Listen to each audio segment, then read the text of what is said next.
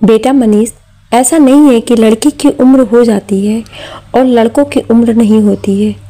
उनकी भी शादी एक उम्र पर हो जाए तो ही अच्छा लगता है। तुम इस बात को क्यों नहीं समझते हो? जब रचना बेटी की शादी होनी होगी, हो जाएगी। वो तुमसे 3 साल छोटी है। उसकी शादी अगर बाद में भी होगी तो कोई दिक्कत नहीं है। आखिर तुम शादी क्यों नहीं करना चाहते? इसकी वजह तो बताओ। नीलिमा अपने बेटे मनीष से कहती हैं। मनीष बोला, माँ आप नहीं समझती हैं। मैं नहीं चाहता कि दूसरों के घरों में जो घटनाएं होती हैं कि बहू के आने के बाद माँ और बहन को तकलीफ होती है, वही तकलीफ मेरे घर में हो। आप रचना का स्वभाव जानती हैं। उसे हर चीज़ अलग से और अपना चाहिए।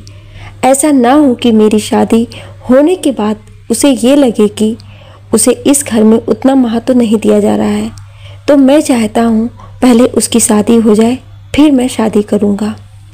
तभी नीलिमा के पति मनोहर बोले, नीलिमा हमारा बेटा बहुत समझदार है और वैसे भी लड़के कभी बूढ़े नहीं होते हैं। उनके इतना कहते ही मनीष भी हंसने लगा। मनोहर बोले, बेटा अगर अच्छी भावना से इंतजार कर रहा है तो बहुत अच्छी बात है। ईश्वर से प्रार्थना करूँगा तुम्हें ऐसी पत्नी मिले जो इस घर को अपना समझे और उसे यहाँ इतना प्यार मिले कि वो अपने मायके को भूल जाए। मनोहर जी के इतना कहते ही मनीष मुस्कुराने लगा और वहाँ से चला गया। मनोहर जी बोले, ये तो बिल्कुल मुझ पर गया है। नीलिमा हंस कर बोली, अच्छा जी, पर मैंने तो आपको कभी शर्माते हुए नहीं देखा। आप पर तो आपकी बेटी गई है जो किसी की नहीं सुनती है। न जाने ससुराल जाकर क्या करेगी। पर हमने तो उसके लिए इतना अच्छा रिश्ता तय किया है। भगवान से प्रार्थना करूंगी कि बस अपने घर में वो रच बस जाए और उसके विदा होने के बाद मैं अपनी बहू को लेकर आऊंगी। तभी रचना अपने कमरे से बाहर आई और बोली, अच्छा तो मुझे घर से भगाने की तैयारी चल रही है। और माँ, मैं अभी घर से गई नहीं हूँ कि आप अपनी बहू के सपने देखने लगी। सच कहते हैं लोग बहू के आते ही माँ बदल जाती है, पर पापा आप मत बदलना। मनोहर जी बोले, बेटा तुम्हारा भाई इतना अच्छा है कि आने वाली भाभी भी तुम्हारी बहुत अच्छी होगी। हमारे जाने के बाद वो तुम्हें माँ जैसा प्यार देगी, ये हमें भरोसा है।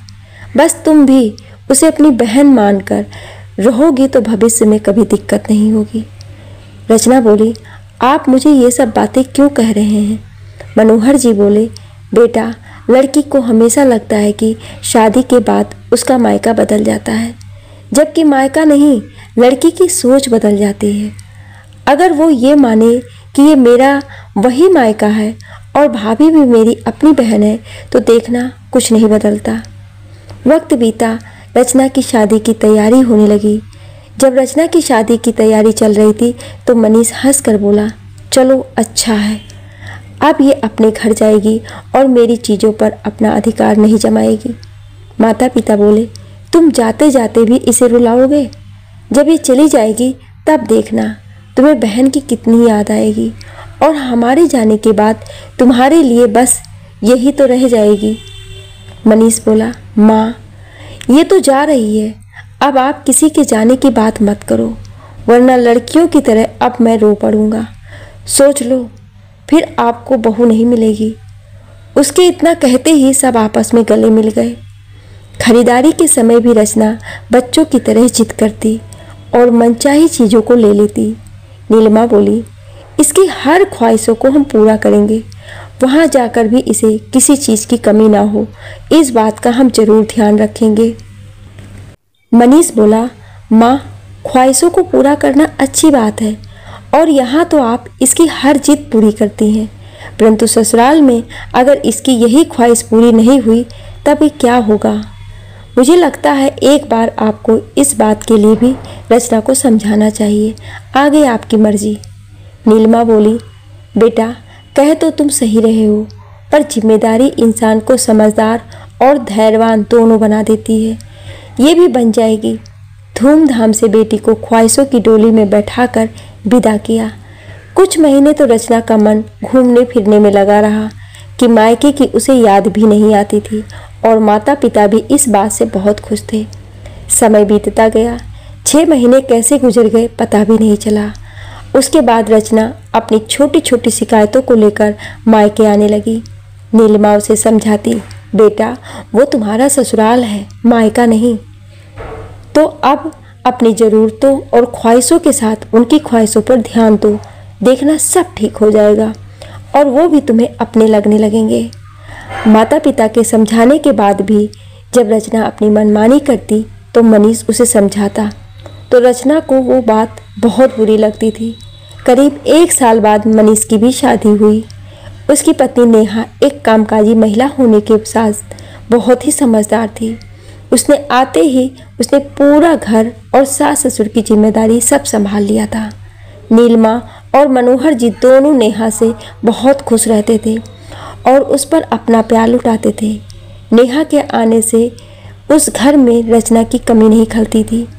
ये सब देखकर कहीं ना कहीं रचना क्रोधित हो जाती थी और ना चाहते हुए भी कुछ ना कुछ बोल देती थी। मनीष तो उसकी भावनाओं को समझ जाता था और वो नेहा को भी समझा लेता था। समय बीतता गया। करीब 1 साल बाद अचानक से मनीष के पिता की तबीयत बिगड़ी और 2 दिन बाद उनका देहांत हो गया। मनीष नेहा से बोला, नेहा माँ को घर में अकेले छोड़कर काम करने का मन नहीं करता। पहले पापा थे तो बात अलग थी, पर अब इस उम्र में माँ को घर में अकेले कैसे छोड़े। नेहा ने मनीष की भावनाओं को समझा और उसने अपनी नौकरी छोड़कर घर और सास को संभालना ज़्यादा ज़रूरी समझा और उसी में वो रम गई। घर की जिम्मेदारियों को संभालते हुए नेहा का अपने मायके कम ही आना जाना हो पाता था। वहीं रचना मायके के चक्कर लगाती रहती थी। नेहा की शादी के 2 साल बाद उसने एक प्यारे से बच्चे को जन्म दिया तो उसकी सास का पूरा ध्यान पुरानी बातों से हटकर उस बच्चे में लगा रहता और अपने दुखों को वो भूलती चली गई। एक दिन रचना जब मायके में थी तो अपनी माँ से कुछ बोल रही थी, परंतु वो बच्चे के साथ खेलने में मगन थी। तो रचना बोली, माँ भाभी के आने के बाद आपका मुझ पर ध्यान ही नहीं रहता। इतना तो समझ में आता था, पर अब इसके आने के बाद तो आप मुझे जैसे भूल गई हैं। अब सच में लगने लगा है कि मेरा मायका बदल गया है। तभी नेहा वहाँ आई और बच्चे को लेते हुए हंसकर बोली, ननद रानी मायका नहीं बदलता, बल्कि हमारी सोच बदल जाती है। हम अपनी वही पुरानी जगह और वही वक्त अपने मायके में ढूंढते हैं, जबकि देखा जाए तो हम अपना वही पुराना समय और जिम्मेदारी मायके में ना देते ना निभाते हैं। तो ये बात अपने मन से निकाल दीजिए कि मायका बदल गया है। जैसा आप छोड़कर गई थी आज भी मायका वैसा ही है। इतना कहकर वो बच्चे के साथ चली गई। नीलिमा बोली, बेटा अब तुम्हें नया घर मिला है तो ये तुम्हारे साथ उसका भी घर हो गया है। कल तक जिस घर में तुम सबसे छोटी थी अब तुमसे भी कोई छोटा आ गया है। कल को जब मैं नहीं रहूँगी तो तुम्हारी भाभी और भतीजे ही तुम्हारा आवभगत करेंगे, परंतु उसके लिए तुम्हें अपना व्यवहार भी वैसे ही रखना होगा। बातों बातों में माँ ने ज्ञान की बातें उसे समझा दी जो कई सालों से वो समझ नहीं पा रही थी। रचना को एहसास हुआ कि आज तक वो अपनी बचकानी हरकतों से शायद बहुतों का मन दुखाती रही। अब रचना का आना जाना मायके कम होने लगा था। त्योहारों पर भाभी फ़ोन करके उसे न्योता देती और बड़े प्यार से उसे बुलाती थी। भतीजा 1 साल का हो गया था। उसका जन्मोत्सव बड़े धूमधाम से मनाया गया था। जिस रंग के कपड़े भाभी और भतीजे ने पहने वैसे ही रंग में बुआ की ही साड़ी आई थी।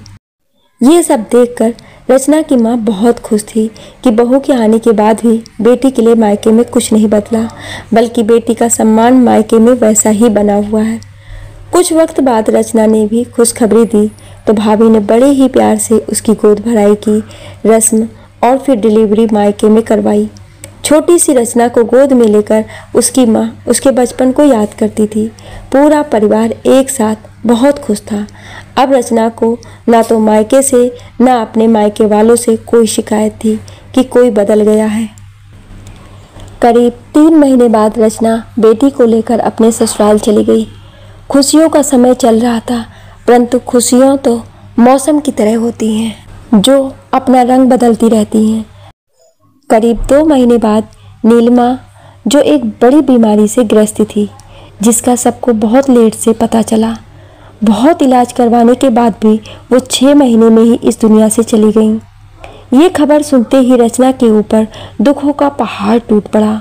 वो भागी भागी फिर मायके आई। माँ के आखिरी दर्शन के बाद वो बिलख बिलख कर रो पड़ी और बोल रही थी, माँ, पहले पापा फिर आप मुझे छोड़कर चली गई। अब तो सच में मेरा मायका नहीं रहा। अब मैं अपनी परेशानियाँ किसके पास लेकर आऊँगी और किससे शिकायतें करूँगी। नेहा ने आगे बढ़कर उसे गले लगाया और मायके के होने का एहसास दिलाया। बड़े प्यार से वो बोली, माँ नहीं तो क्या हुआ, भाभी तो है, भाई भतीजे आपके ही हैं, ये सदा आपका मायका ही रहेगा और आप यहाँ की लाडली बेटी रहेंगी। पापा जी के जाने के बाद जैसा कुछ नहीं बदला, वैसे ही मम्मी जी के जाने के बाद भी कुछ नहीं बदलेगा। ये सुनकर रचना को नेहा में उसकी माँ की छवि दिखने लगी। अब जब कभी रचना अपने मायके आती और वहाँ की शिकायतें करती तो नेहा नीलिमा की तरह उसे समझाती कि कुछ भी नहीं बदला है, ससुराल भी हमारा अपना ही होता है, बस हमें अपने मन से उसे अपनाना पड़ता है। जिस दिन हम मायके का मुँह थोड़ा कम कर देते हैं, ससुराल हमें अपना लगने लगता है।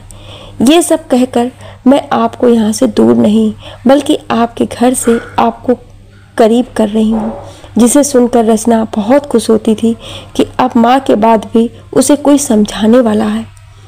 आगे चलकर रचना ने बहन, ननद और बुआ का फर्ज निभाया और रिश्तों को प्यार के डोर में बांधे रखा।